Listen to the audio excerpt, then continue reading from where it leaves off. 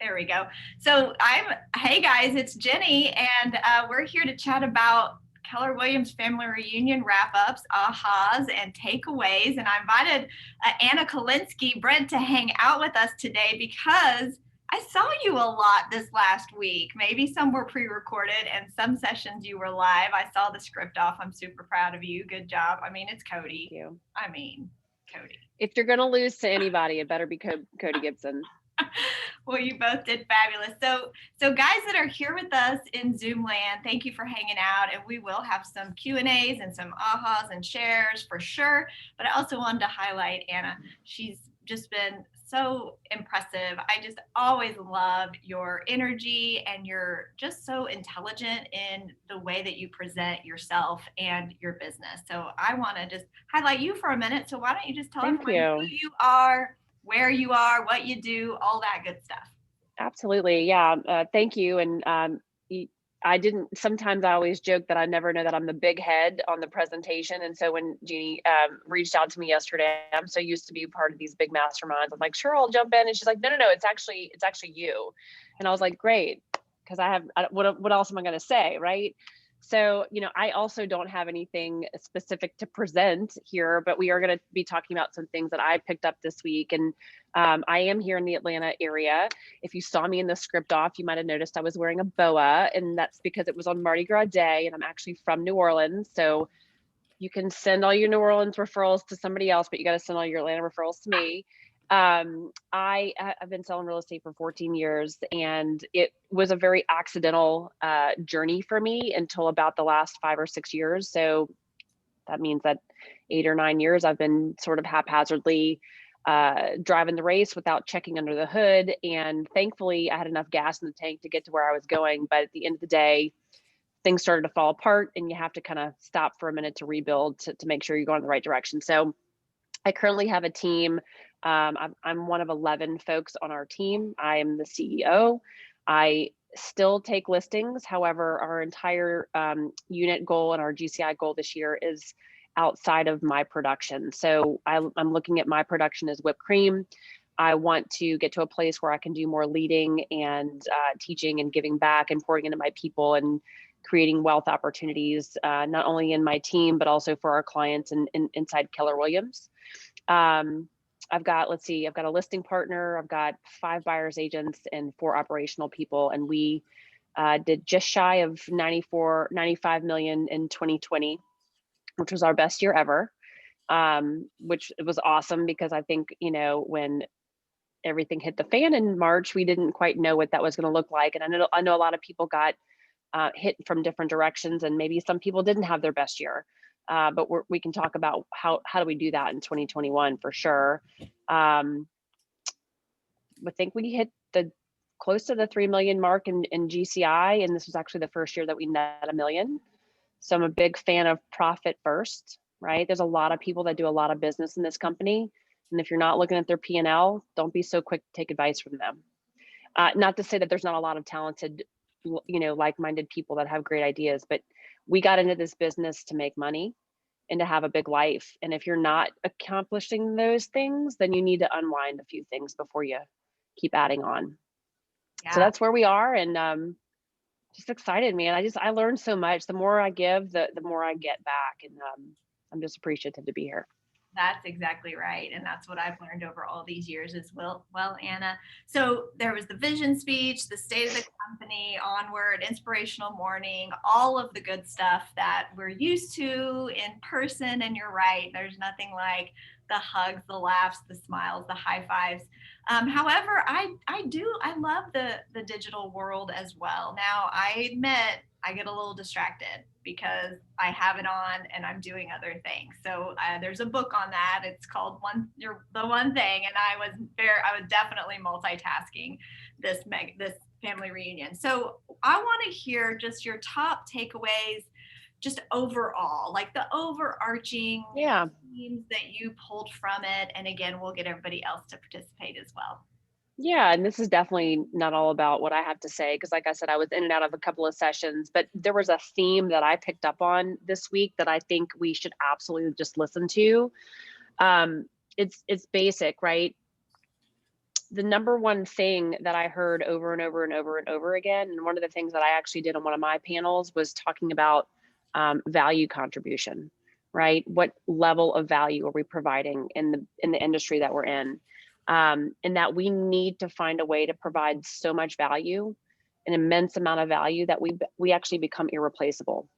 Because if you examine what's happening in the industry right now, with iBuyers and Zillow becoming a brokerage, buying showing time and all the things that are happening, you're probably feeling that downward pressure on commissions. You're probably feeling that downward pressure on, how many people are interviewing multiple agents when you go on a listing appointment. And the bottom line is, if you cannot provide immense value to people, we're not going to have a business. And I thought that was kind of weaved throughout. The other thing I really loved that Gary said, which is not new news, is that people want to do business with people they trust. I mean, so how do you build trust, right? Like, you can't just roll up to a Facebook lead and all of a sudden have trust. So you have to find the different points of the cycle that you're adding value to a consumer. And it's not going to be just during the transaction, right? I talked a lot about this yesterday. In one of my breakout sessions, we were talking about Jason Abrams did the life cycle of a consumer, right? And we tend to think that it's in this funnel type pipeline where, like, the best leads are the people that are going to buy and sell in the next couple of days or weeks or months. And the reality is that we need to be in relationship with people at all times, because people want a very personalized experience with you, and they want different things at different times, right? They don't want you too soon. They don't want you too late. They want you when they want you, and they want the message of the moment, right? So you got to be asking yourself, how am I providing that value to the people in my world? And how am I providing that value to the people in our organization? And then how am I building trust, right?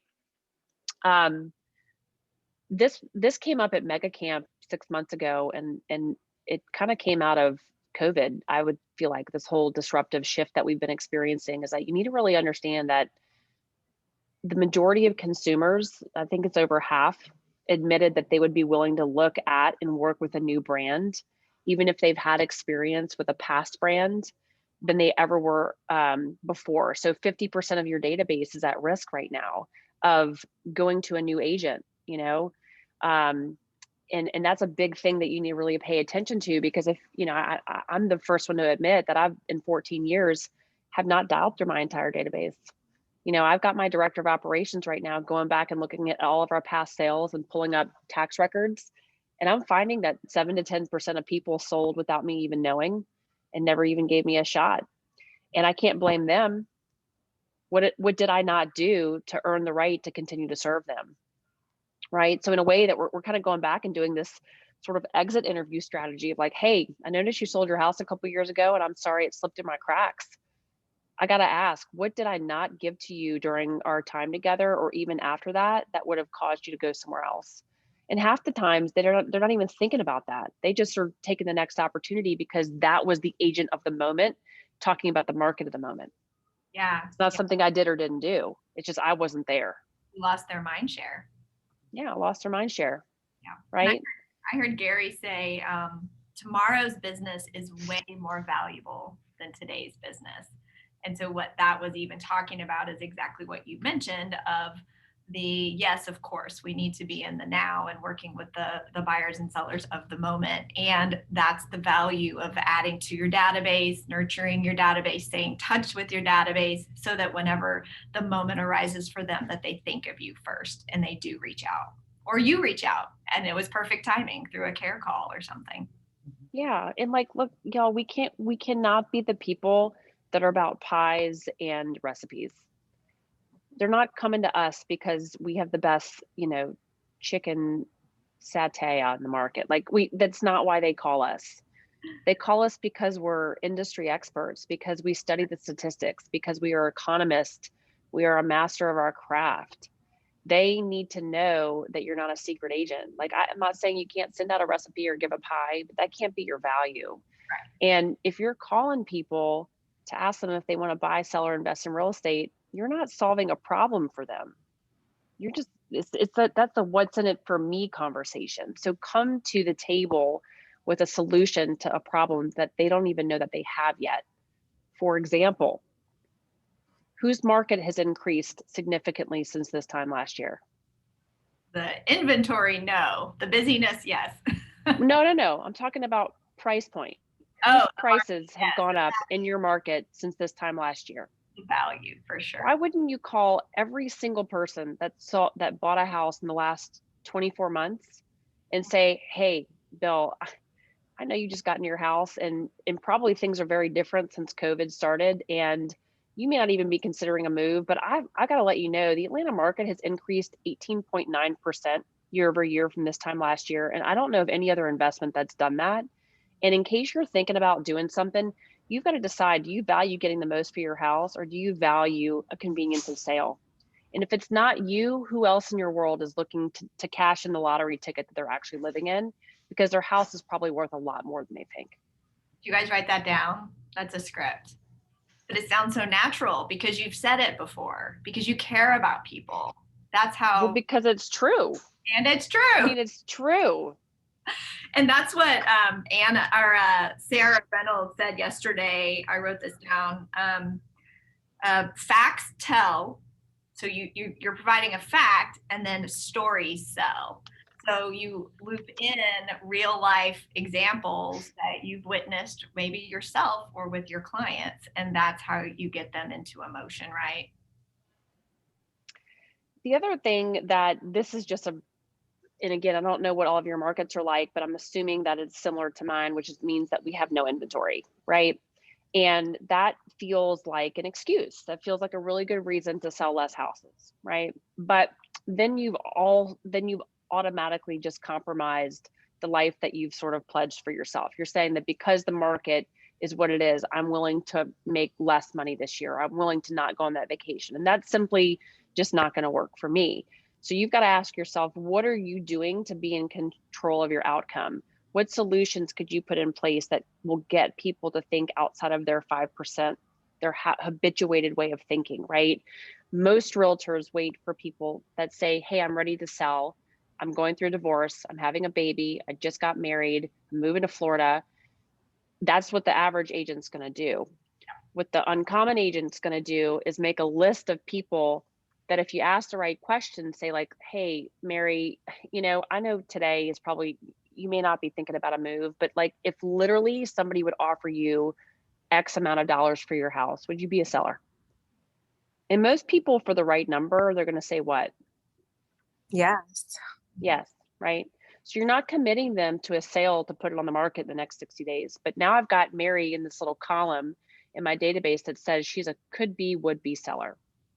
And then I go to my list of 137 buyers over here, and I'm only stealing that number from the Justin Landis group because I saw that it was posted yesterday that they have 137 buyers that have nowhere to live.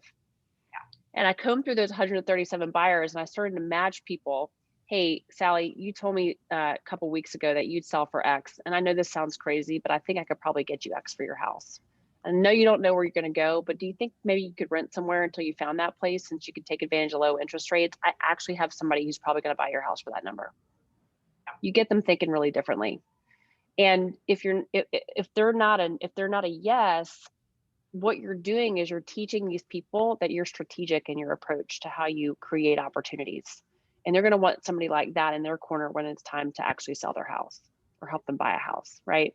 Yeah, I love all this, Anna, and I know everybody's getting so much value. You brought up something that I think lots and lots and lots of us agents struggle with, and that is really our value. We learned so much over this last week about value propositions, whether it's, what kind of client experience you're delivering with your people, the surprise and delights, all of that. But how do you first really define your value proposition or your value, and then how do you share it? I'm also taking notes, by the way. Well, it's true. I mean, I think that we struggle with this. Of course, we love on our database. We have a purposeful plan. We stay in touch the best of our ability. And you even admit a top producing mega agent that sells lots of houses still has let the ball drop in being consistent with those touches. So how do we define our value and then share it? Yeah. So there's three basic steps to share it, to coming up with like your value proposition. One is you have to actually know, what do you do? Like, what industry are you in? What services do you provide? Who can rattle off 5 things that we do?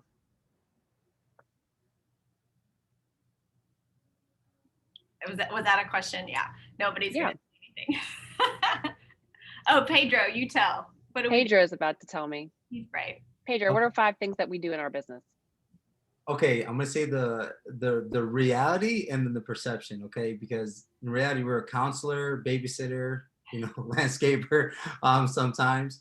But I think what we do is I feel like number one, we're the market expert or the neighborhood expert. So we provide value to people like that. Number two, I think that for me personally, I feel like people like when they have someone that's in their corner throughout the whole scary process. So not just knowing the process, but actually being with me every step of the process. So if you So call you're me, skipping ahead a little bit. So that's going to be what's unique to what you guys do that you're doing it better. So let's be really simple. What do we do? Jennie, take this from here. No, I mean, Pedro, you're smarter than me, man. You're already ahead of the game here. Those are really great answers. I'm gonna circle back to those, but let's be very clear. We help people buy real estate. Yep. We help people sell real estate. We help people invest in real estate, right? Is there anything else major that I'm missing? Well, here's what Kristen put. The price negotiation, is that not the one? I forgot the 5 that we did, the price negotiation, Oh, the writing of the contract and Yeah. the lead gen, and it was two more. I just can't remember them all. Yeah, so we do all those things, right? And within that spectrum of all the things that we do, you need to get out a little piece of paper and you need to start to jot down a lot of the things that Pedro was talking about. What do you do that naturally you are so good at that you can articulate to somebody else is a reason why they need to work with you over somebody else? So this is called your superpower, right? This is called, the way that I would explain it is, what is the thing that somebody would wait in line to work with you about? I think lots of agents though don't feel that they don't recognize their superpower because they think everyone else is doing that.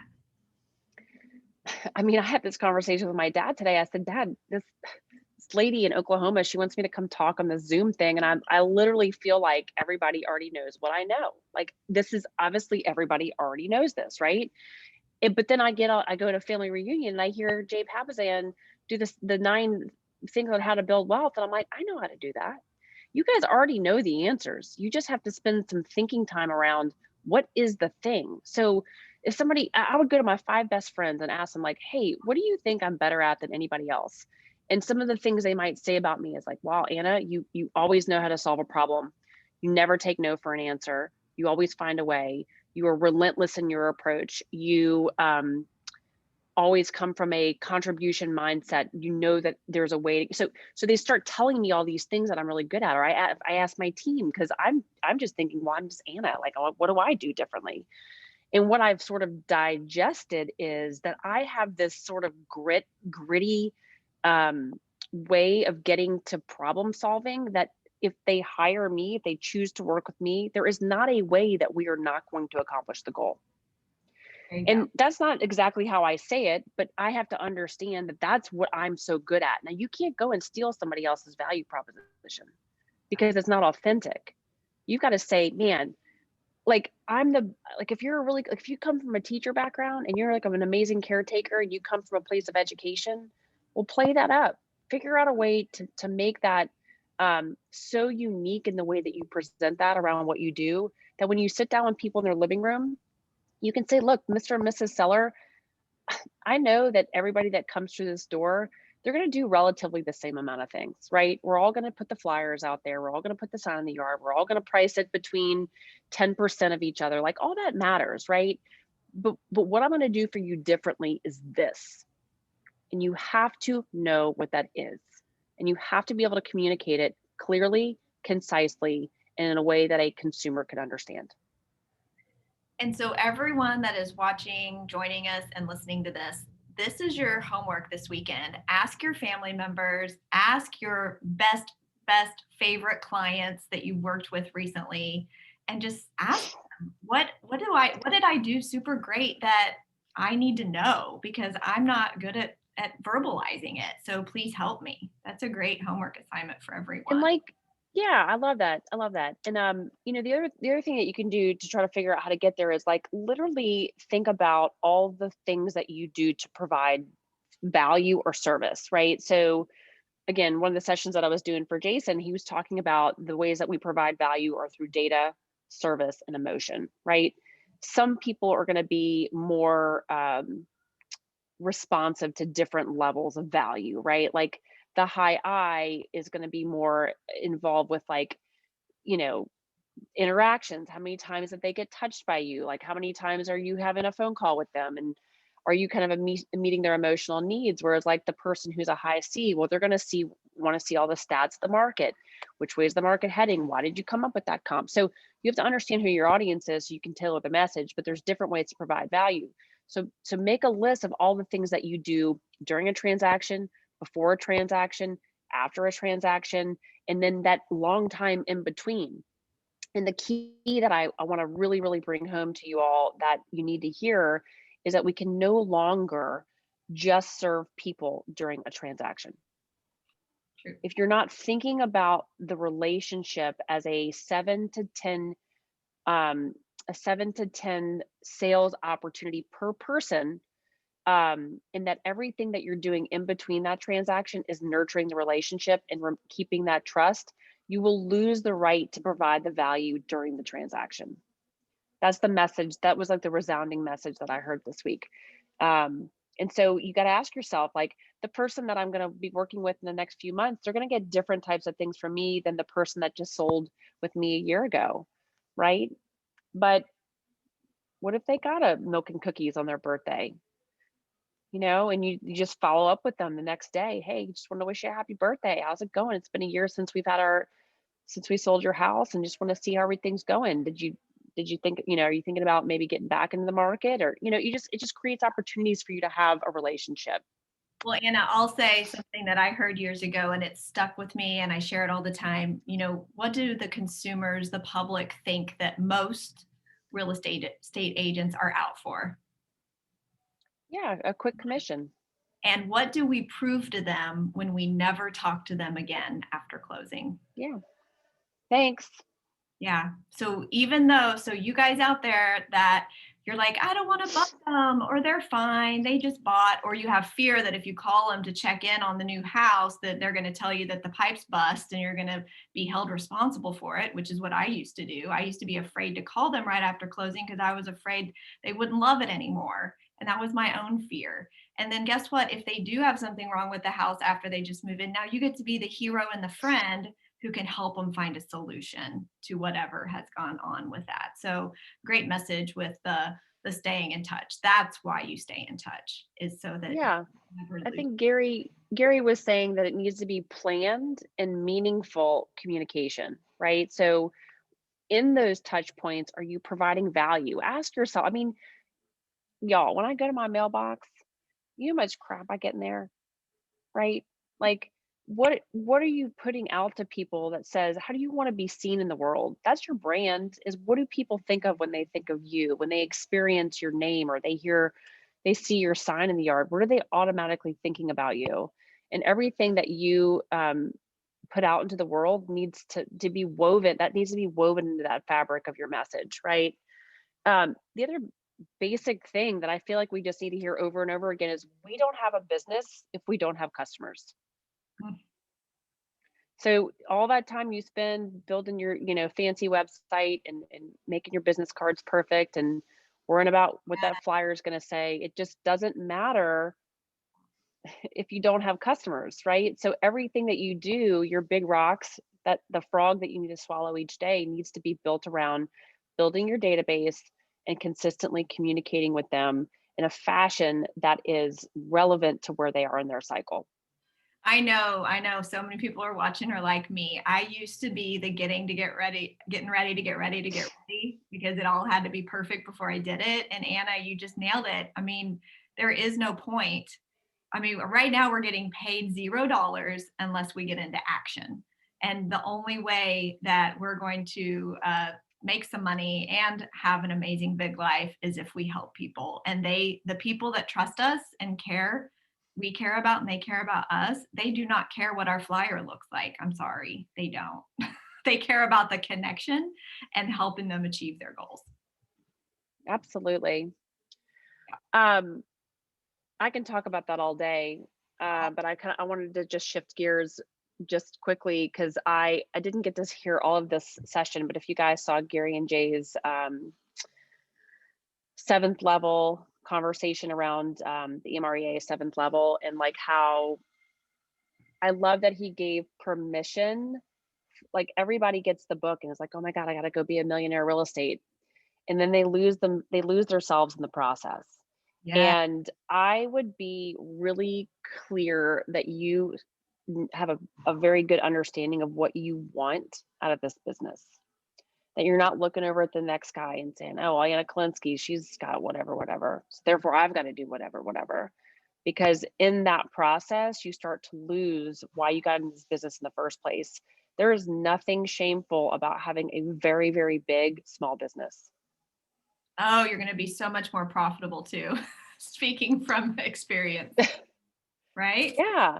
Anna, that goes right in alignment. And I think this was a different section. And Gary said he was talking more about financial wealth, but he said a comparative life around wealth is a loser's game. So same in your real estate business. You comparing yourself to others will not make you happier, right? You being on the journey of your journey is going to be what fulfills you and ends up to being authentic self, as Donna says. Love that. Authentic, exactly. Yeah. And then, I mean, look, again, all these things that I've heard over 14 years, it's like, I feel like someone's beating me over the head with it, that I'm like, oh, they're actually right. Like, you have to understand why you're doing this at all. And around the money conversation, that, you know, the other thing that they'll say in terms of your freedom number, which I love that term, like, what's your freedom number, is if you don't know what you want, therefore you don't know how much you need, you will never have enough money. And that, Anna, is the majority of the population.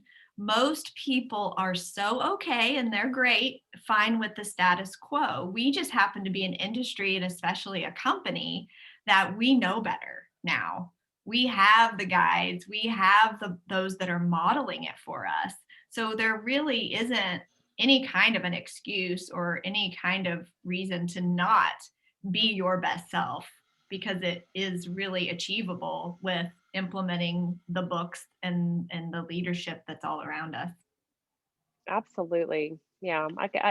And if y'all are, do y'all know that Gary's got a podcast, Gary and Jay have a podcast out called Think Like a CEO, and their 2nd season is all about wealth building. And I was an employee of a company. I was definitely the rich dad, poor dad. Work hard, get a good job, have my Sky Miles and my hotel points and all the things. And then when I realized that I could be an entrepreneur and it was a limitless conversation, I started opening myself up to the conversation around money.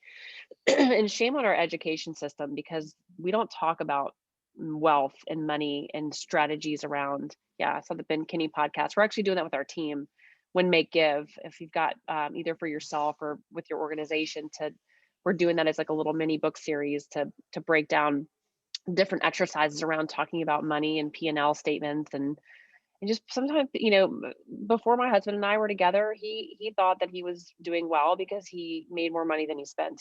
That was his indication of like, we're good. And I was like, yeah, but you're also a bachelor, and it's not going to work like that. So I have a big passion around having people have healthy conversations around money. And again, like, if you don't know why you're working towards something and you're trying to get X many units to sell this year, it doesn't matter if you don't know what you're going to put that towards. So you got to jot that down. And you're going to burn out. I've burned out. Yeah. I have burned out. I've burned out life, and I've hated people.